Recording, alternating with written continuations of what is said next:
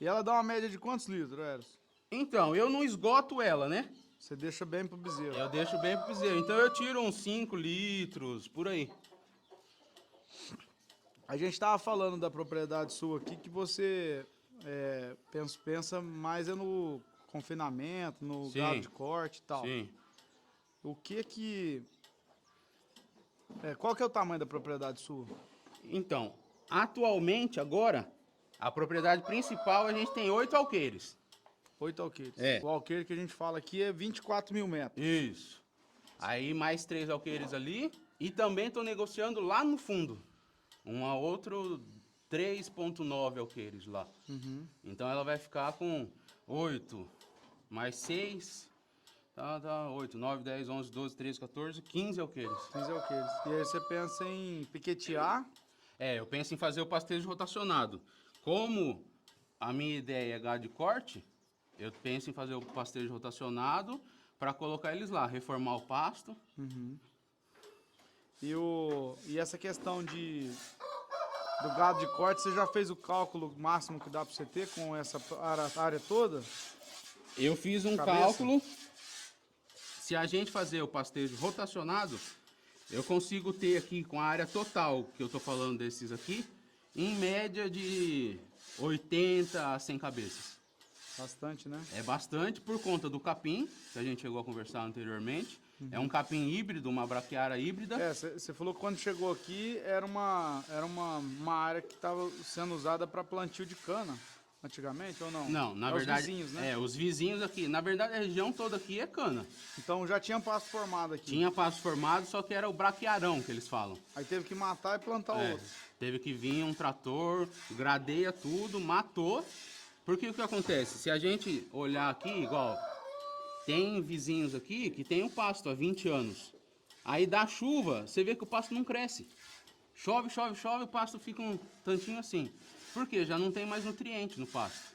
Então o que você tem que fazer? Tomba a terra, aí você pega uma análise do solo, leva para um agrônomo, ele olha e fala, ó, essa terra está faltando nitrogênio, está faltando potássio. Aí você corrige a terra e planta o capim novo. Aí foi o que a gente fez nesses 2 passos da frente. Entendi. Tanto que essa última seca que passou, a gente passou com pasto. Então a gente nem gastou mais tanto com ração, com essas coisas, sabe? A gente passou com pasto e foi tranquilo. A minha ideia é reformar tudo. Mas você pensa em destinar alguma área para plantio de silo também ou não? Então, ali eu quero plantar capiaçu. Plantar o capiaçu para fazer a colheita e dar no dia, não fazer silo. Eu penso em cortar no dia e oferecer no dia.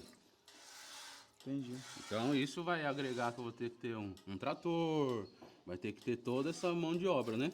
Mas isso é um plano futuro que a gente pensa. Eu morava em São Paulo, capital. As férias, eu até vinha pro sítio. O que você fazia lá? Então, lá em São Paulo, capital, eu trabalhava lá na Faria Lima. É um centro comercial de São Paulo. Eu trabalhava num estúdio 3D. É uma parte meio complicada do que eu vou falar, mas eu vou... Estúdio 3D é tipo de animação. Isso, eu vou resumir. O que acontece? Já viu esses filminhos de criança? Era do Gelo, Shrek. Eu fazia o esqueleto dos personagens. Rigging, fala. Eu fazia o rig dos personagens. Então a equipe tinha um modelador. Na verdade, assim, a equipe tinha um desenhista. Ele desenhava o personagem. Você fazia os ossinhos dele. Isso. Aí esse desenhista passava para um modelador, que ele fazia o modelo em 3D. Esse modelo em 3D vinha para mim. Aí ele vinha assim, no T-pose, que eles falam, esticadinho Abertinho. assim. Aí eu tinha que fazer todo o esqueleto. Pensar, por exemplo, o dedo. O dedo ele não rotaciona para cima. Ele só faz essa função, pra cá, pra cá. Eu tinha que pensar em todas essas coisas, fazer todos os ossos do corpo. Então eu trabalhava com isso lá. Você trabalhava, digamos assim, dentro de um escritório, Dentro de um escritório, ar-condicionado, ar-condicionado, tinha que pegar metrô todo fechado. dia. Vez ou outra tinha reunião, tinha que ir engravatado. As minhas férias, às vezes eu vinha pro sítio. Aham. E aí, por exemplo, vinha de noite, tudo. E aí à noite eu ficava com vontade de ver os bichos. Tipo, de noite assim, eu falava, puta, eu queria ver aquele cavalo. Mas aí o cavalo não é meu. A vaca não é minha. O porco não era meu. Eu falei, não posso ir lá de noite, né? Aham. Aí quando apareceu a oportunidade de a gente comprar o sítio, eu falei, caraca, vai comprar o sítio, agora eu vou poder ir lá de noitão ver meu cavalo, de noitão ver meus porcos. E aí me deu um gás, mas não de morar. Eu falei, beleza, vai ter um funcionário, eu vou lá de vez em quando e quando eu for eu faço isso. Só que as coisas foram encaminhando assim, de uma forma que eu acabei saindo do meu emprego de lá, na pandemia. A pandemia deu, acho que uma balançada em todo mundo, né? Eu acabei saindo do emprego de lá e falei, vou passar um tempo lá no sítio. Aí passei e comecei a gostar. Na verdade, eu sempre gostei, né, dos animais. Mas é difícil para um cara da cidade se encaixar na lida do sítio, sabe? Porque é muita coisa. Igual, eu tenho um amigo lá em São Paulo que fala, sítio é de boa, criar o gado lá, é só você soltar o gado no pasto e já era. Mas quem é do sítio mesmo sabe que não é assim. Você tem que estar sempre atento em curar algum umbigo, curar algum machucado. Ficar atento, às vezes, do jeito que a vaca berra é diferente. Isso, se a vaca berra diferente, se ela tá andando direito. Então você tem que ficar atento a tudo isso. Não é tão fácil assim. E outra, para qualquer lado que você olha no sítio, você vê coisa para fazer. O sítio sempre tem coisa.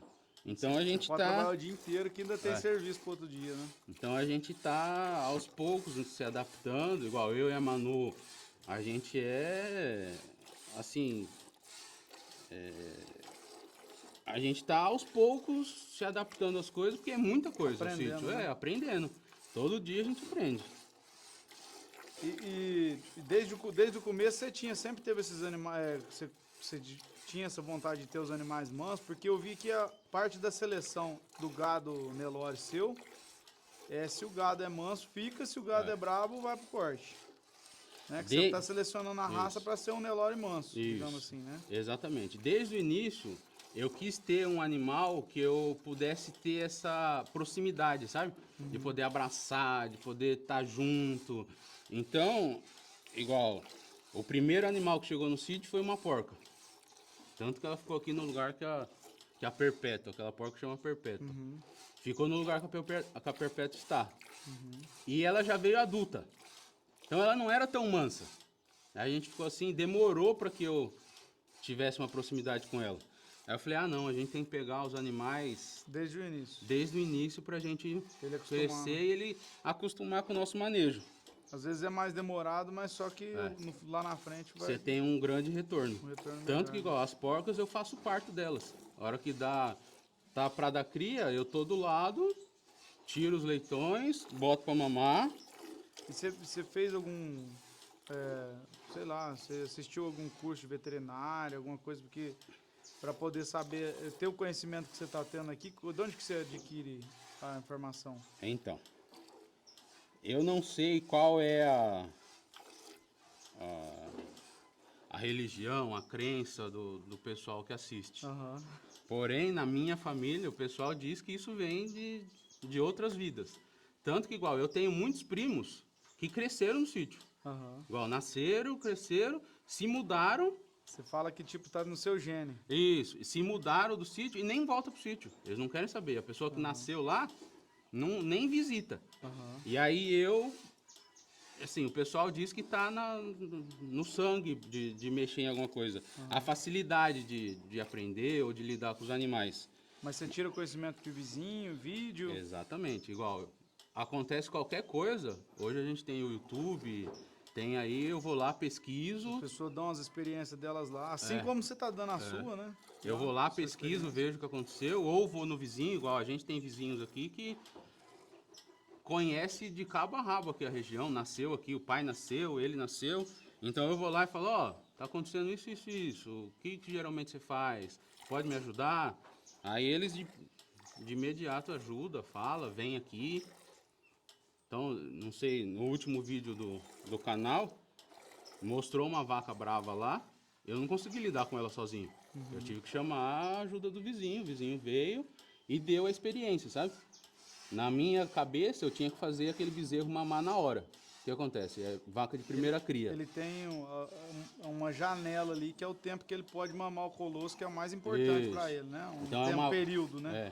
É uma vaca de primeira cria. Para mim, eu estava preocupado com esse período, só que aí a voz da experiência de um vizinho veio aqui e falou, não, deixa a vaca presa com o bezerro aí e amanhã você olha. E dito e feito, no dia seguinte eu cheguei aqui, o bezerro estava bem, fortinho, então a vaca tinha dado leite. E ele tá bem? Tá Sim, bem, tá bem. Assim, a mãe e ele ficam escondidos, que é uma vaca de descarte. Aham. É o que você acabou de falar aí da seleção.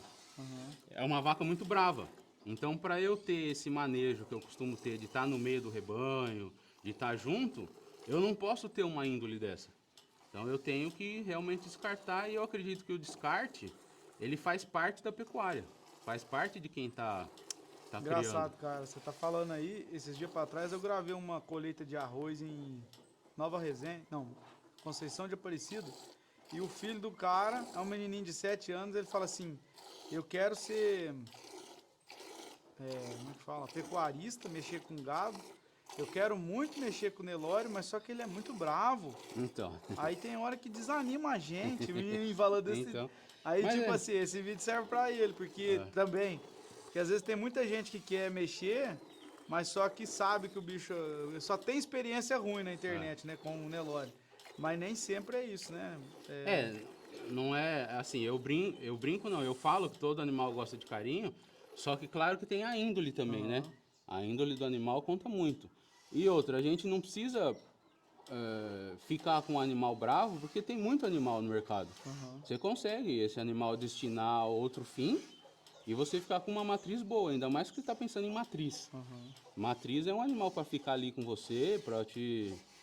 Não, e no meu canal, até é engraçado isso aí. No meu canal tem um vídeo que eu gravei com o Nirtão, lá de Franca.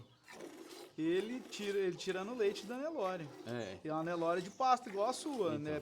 Nelore pintada e tal. Sim. E ele tirando leite. Então, quer dizer, e ele não começou de ela novinha, não. Ele falou, ó, peguei ela lá, botei a cordinha no pescoço dela.